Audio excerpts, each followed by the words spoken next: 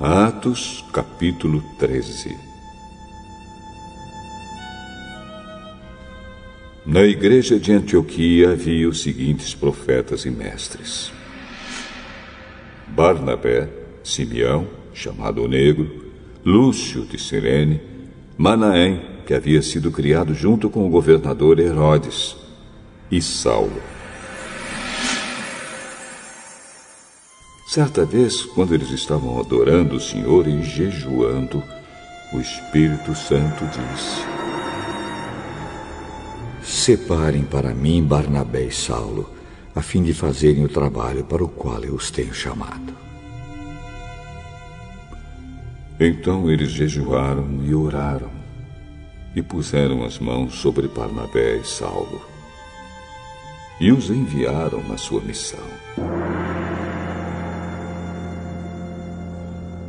Barnabé e Saulo, tendo sido enviados pelo Espírito Santo, foram até a cidade de Seleucia e dali embarcaram para a ilha de Chipre.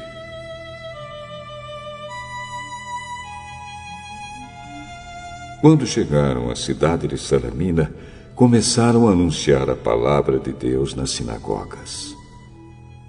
E eles tinham João Marcos para ajudá-los no trabalho missionário.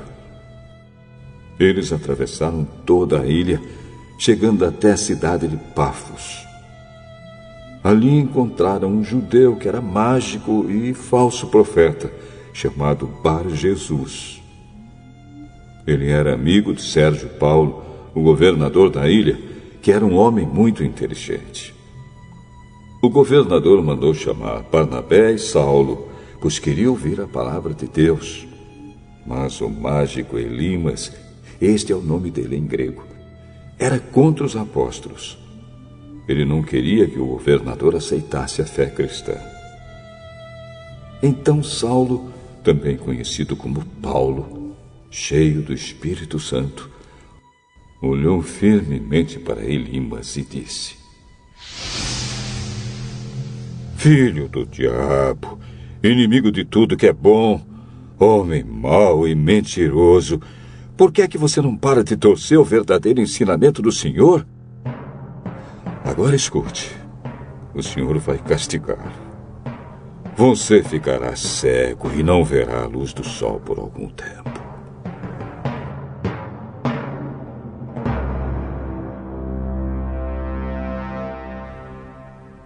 No mesmo instante, Elimas sentiu uma nuvem escura cobrir os seus olhos e ele começou a se virar para todos os lados, procurando alguém que o guiasse pela mão. Quando o governador viu isso, creu e ficou muito admirado com os ensinamentos a respeito do Senhor Jesus. Paulo e os seus companheiros navegaram da cidade de Pafos até Perge, uma cidade da província da Panfilha. Porém, João Marcos os deixou e voltou para Jerusalém.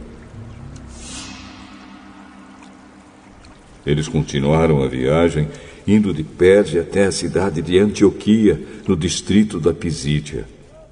No sábado, entraram na sinagoga e sentaram-se. Depois da leitura da lei de Moisés e dos livros dos profetas, os chefes da sinagoga mandaram dizer a eles: Irmãos, se vocês têm alguma palavra para animar o povo, podem falar agora. Então Paulo se levantou, fez um sinal com a mão, pedindo silêncio, e começou a dizer: Homens de Israel e todos vocês não-judeus que temem a Deus, escutem. O Deus do povo de Israel escolheu os nossos antepassados quando moravam na terra do Egito e fez deles um grande povo. Ele os tirou de lá com grande poder e no deserto aguentou aquela gente durante 40 anos. Ele destruiu 7 povos na terra de Canaã e o povo de Israel se tornou dono das terras deles. Tudo isso levou uns 450 anos. Depois disso, Deus lhes deu juízes até o tempo de Samuel. Quando o povo pediu um rei, ele lhes deu Saul, filho de Quis, da tribo de Benjamim, para ser rei deles durante 40 anos. Depois que tirou Saul, Deus pôs Davi como rei e disse isto a respeito dele: encontrei em Davi, filho de Jessé, o tipo de pessoa que eu quero e que vai fazer tudo o que eu desejo. Um dos descendentes de Davi foi Jesus, a quem Deus pôs como Salvador de Israel, como havia prometido. Antes da vinda de Jesus, João Batista anunciou sua mensagem a todo o povo de Israel, dizendo que eles deviam se arrepender e ser batizados. Mas, quando João estava terminando a sua missão, disse ao povo: quem é que vocês pensam que eu sou? Eu não sou aquele que vocês estão esperando. Mas escutem, ele vem depois de mim.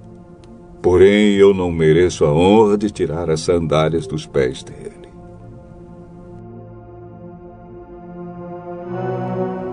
Paulo continuou: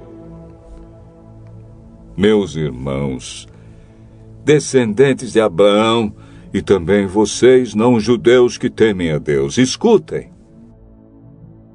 Essa mensagem de salvação foi mandada para todos nós.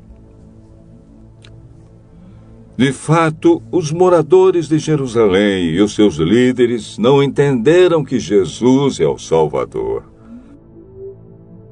E também não compreenderam as palavras dos livros dos profetas, que são lidos todos os sábados. Mesmo assim, ao condenarem Jesus, eles estavam cumprindo essas profecias. E embora não encontrassem nenhuma razão para condená-lo à morte, pediram a Pilatos que mandasse matá-lo.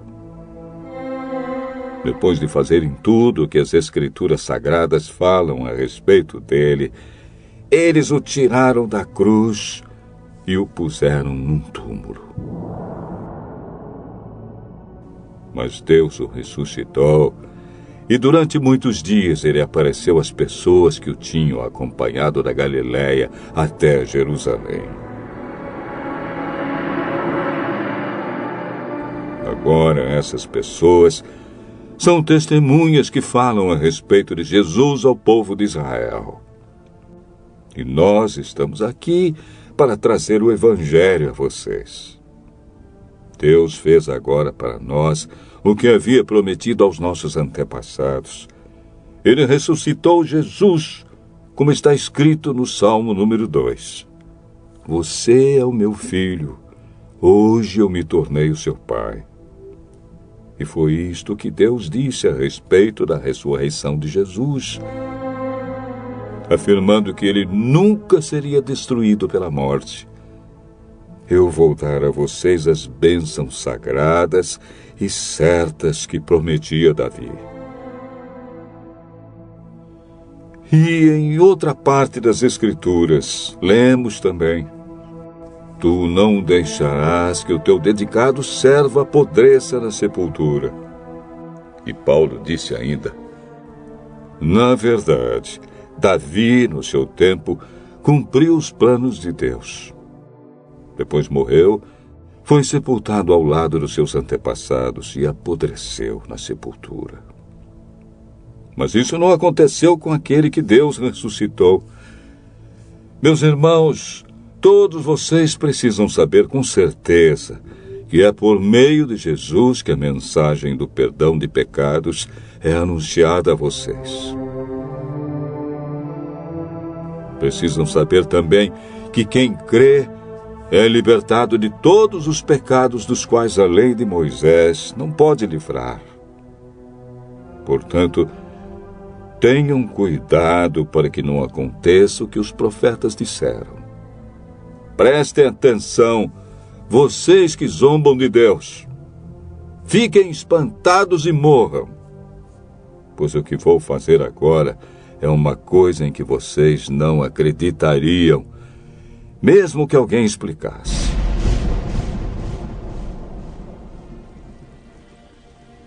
Quando Paulo e Barnabé estavam saindo da reunião, as pessoas pediram com insistência que eles voltassem no sábado seguinte, a fim de falarem sobre o mesmo assunto. Depois da reunião, muitos judeus e outras pessoas convertidas ao judaísmo acompanharam Paulo e Barnabé, que falavam com eles e animavam todos para que continuassem firmes na graça de Deus. No sábado seguinte, quase todos os moradores da cidade foram ouvir a palavra do Senhor. Quando os judeus viram aquela multidão, ficaram com muita inveja. Então começaram a dizer o contrário do que Paulo dizia e o insultaram. Porém, Paulo e Barnabé falaram com mais coragem ainda. Eles disseram: era necessário que a palavra de Deus fosse anunciada primeiro a vocês que são judeus.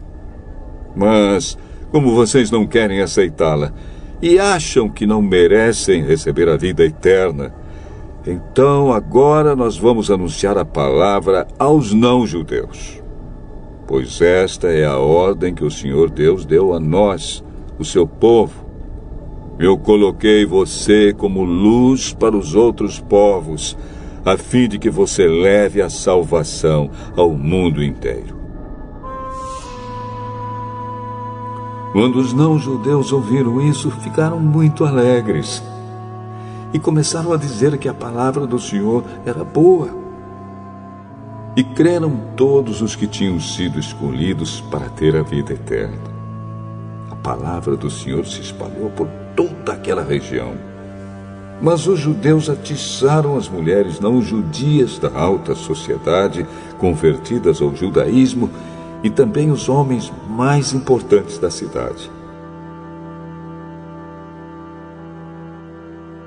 E começaram a perseguir Paulo e Barnabé e os expulsaram daquela região. Então os apóstolos sacudiram a poeira das suas sandálias em sinal de protesto contra eles. E foram para a cidade de Icônio. E os cristãos de Antioquia continuaram muito alegres e cheios do Espírito Santo.